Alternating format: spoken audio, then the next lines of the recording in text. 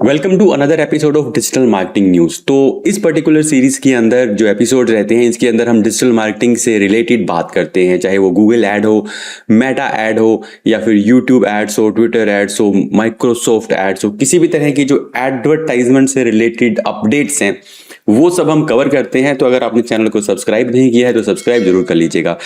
सबसे पहले हम बात करते हैं मेटा एड्स के बारे में। तो मेटा एड में एक चेंज होने जा रहा है। ये चेंज बेसिकली इसलिए हो रहा है क्योंकि क्या होता था कि जो मेटा एड की रिपोर्टिंग होती थी उसमें, और जो थर्ड पार्टी टूल हो गया जैसे कि गूगल एनालिटिक्स है या फिर कोई भी और एनालिटिक का टूल है, उसकी रिपोर्टिंग में एक डिफरेंस आता था। डिफरेंस क्या आता था? मेटा एड में कन्वर्जन कुछ और आ रहे हैं, एनालिटिक्स में कन्वर्जन कुछ और आ रहे हैं। तो उसका जो रीजन था वो ये था कि पहले एड्स के ऊपर जितने भी क्लिक्स आते थे उनको एक तरह से क्लिक थ्रू कन्वर्जन मान लिया जाता था, ठीक है। लेकिन अब इसके अंदर एक चेंज किया जा रहा है। वो चेंज क्या है? वो चेंज ये है कि अब जो एड पे क्लिक हो रहा है वो ही सिर्फ क्लिक थ्रू माना जाएगा। एड पे क्लिक का मतलब क्या है?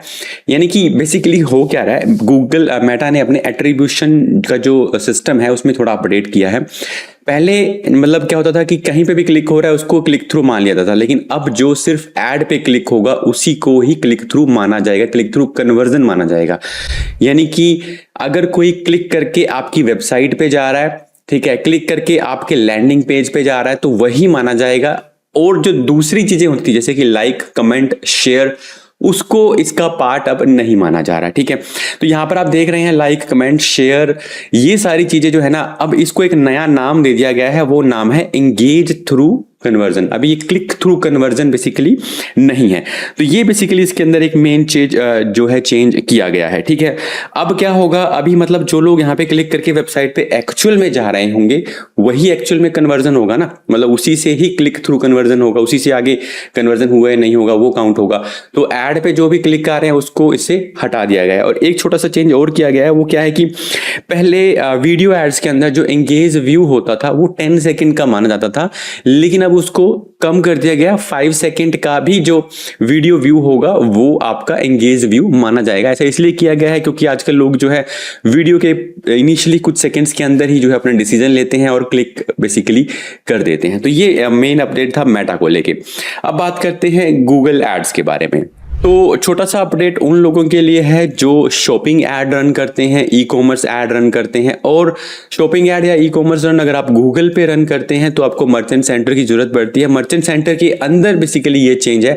वो चेंज क्या है कि गूगल ने बोला है कि आप जितनी भी इमेजेस वहां पे अपलोड करें उनका जो मिनिमम डायमेंशन है वो 1500 बाय 1500 पिक्सल होना चाहिए। तो यहाँ पर वो बेसिकली मैं आपको लिंक दिखा देता हूँ जहाँ पे गूगल ने ये इन्फॉर्मेशन शेयर की है। To ensure best performance in all listing formats. तो ये सारे के सारे लिस्टिंग के फॉर्मेट्स हो सकते हैं। इन सभी में अगर आपको अपनी इमेज को अच्छे से दिखाना है, क्लिक अच्छा लेके आना है, क्लिक थ्रू रेट को बढ़ाना है, तो गूगल क्या कहता है कि आपकी जो इमेजेस हैं वो नियर और अबव 1500 बाय 1500 होनी चाहिए। ऊपर हो सकती हैं बट मिनिमम आपको ये रखना है। तो बाकी ये सारी की सारी बेसिकली गूगल ने अपडेट दिया हुआ है। ये तो पहले से था, जेपीजी, वेबपी, ये सारे फॉर्मेट्स आपके एप्लीकेबल हैं किस तरह से अपलोड करनी है, बट ये एक मेजर चेंजेस के अंदर अभी किया गया है। इसके बाद अब बात करते हैं यूट्यूब ऐड को लेके। तो यूट्यूब ऐड में एक काफी बड़ा चेंज हुआ है। एक्चुअली क्या है ना कि यूट्यूब टीवी जो है ना, अगर हम यूएस की बात करें तो नंबर 1 स्ट्रीमर जो है टीवी पे वो यूट्यूब है। यूट्यूब ऐप सबसे ज्यादा देखी जाती है। तो यूट्यूब ऐड जब देखी जाती है तो यूएस की बात कर रहा हूं मैं, तो वहां पर एड्स को बेसिकली यूट्यूब देखा जाता है तो वहां पर एड्स को भी गूगल ने थोड़ा सा सिंप्लीफाई किया है, चेंज किया है। वो चेंज क्या है कि अब जो है ना आप नॉन स्किपेबल जो एड्स रहती हैं, सीटीवी एड्स, जिनको कनेक्टेड टीवी एड्स भी बोला जाता है, वो वर्ल्ड वाइड आप कहीं भी चला पाएंगे, ठीक है। ये बेसिकली अपडेट है। पहले ये सिर्फ जो था अभी, मतलब इससे पहले क्या होता था ना कि आपका जो 6 सेकेंड का एड होता था या फिर 15 सेकेंड का या फिर 30 सेकेंड का नॉन स्किपेबल एड होता था, वो आपको मैनुअली सेटअप करने पड़ते थे। एक तो ये सारा का सारा काम जो है वो एआई अब ऑटोमेटिकली करेगा। कहां पे कौन सा ऐड दिखाना है ये एआई डिसाइड करेगा। और दूसरा यही कि अब आप वर्ल्ड वाइड कहीं पे भी इस तरह की जो एड्स हैं उनको आसानी से रन कर सकते हैं। इससे फ़ायदा क्या होता है? फ़ायदा ये होता है कि आप अपना पूरा मैसेज जो है वो डिलीवर कर पाते हैं, और क्योंकि लोग टीवी पे ज़्यादा इसको देख रहे हैं तो इसीलिए गूगल ने इसको टीवी के लिए भी मतलब एक तरह से हमको ये ऑप्शन दे दिया है कि आप टीवी पे भी ये 30 सेकेंड्स का जो नॉन स्किपेबल है उसको आप रन कर सकते हैं। इसके बाद नेक्स्ट 2 अपडेट हैं, छोटे अपडेट्स हैं, ये उन लोगों के लिए हैं जो एपीआई का यूज़ करते हैं। पहला तो डिमांड जेन को लेके है। तो डिमांड जेन के अंदर गूगल ने अपडेट किया है कि अगर आप डिमांड जेन यूज करते हैं एपीआई के साथ, ठीक है, बिना एपीआई के नहीं है, अगर एपीआई के साथ यूज करते हैं तो आपको मिनिमम $5 डेली का बजट स्पेंड उसके अंदर रखना होगा। और ये इसलिए किया जा रहा है क्योंकि गूगल कहता है कि डिमांड जेन शुरू में एक लर्निंग फेज में रहता है और लर्निंग फेज के लिए उसको कुछ मिनिमम बजट चाहिए रहता है, इसीलिए आप मिनिमम $5 का उसके अंदर स्पेंड करें। लेकिन सिर्फ एपीआई वालों की बात कर रहा हूँ, ठीक है। तो जो लोग एपीआई के थ्रू इस डिमांड जेन को हैंडल करते हैं तो उनके लिए बेसिकली $5 की मिनिमम रिक्वायरमेंट रख दी गई है। ये आपका शुरू हो जाएगा, इसकी एग्जैक्ट डेट नहीं है।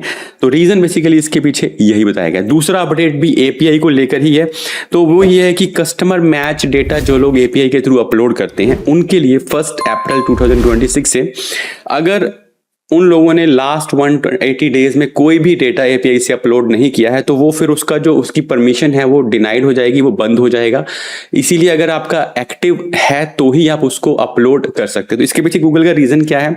गूगल अपने जो डाटा मैनेजर एपीआई है उसको प्रमोट कर रहा है क्योंकि ज़्यादा एनक्रिप्टेड है, स्ट्रॉन्ग सिक्योरिटी प्रोवाइड करती है, तो गूगल इसको प्रमोट कर रहा है। तो ये दोनों जो अपडेट्स हैं वो बेसिकली एपीआई यानी कि डेवलपर्स के लिए हैं। तो ये सारे अपडेट्स डिजिटल मार्केटिंग को लेकर। अगर आपको वीडियो अच्छा लगा तो वीडियो को लाइक जरूर कर दीजिएगा, शेयर कर दीजिएगा। मिलता हूँ नेक्स्ट वीडियो के अंदर।